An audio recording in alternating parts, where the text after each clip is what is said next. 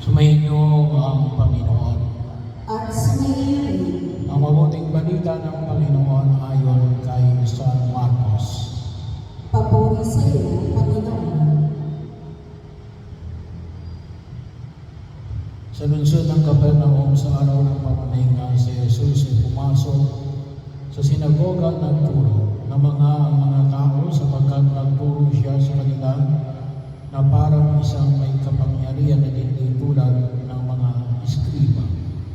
Bigla namang pumasok sa sinagoga ang isang lalaking inalihan ng masamang espiritu.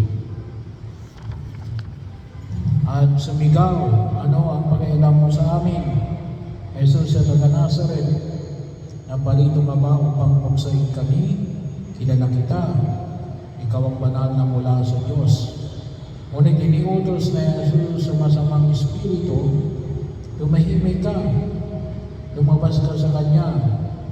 Pinapangisay ng masamang espiritu ang tao at sumisigaw na lumalabas. Nang iladas ang lahat, kaya sila'y nagtanungan, "Ano ito?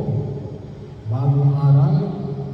Nautusan niya pati ang masamang espiritu at sinunod naman siya at mabilis na kumalat sa buong Galilea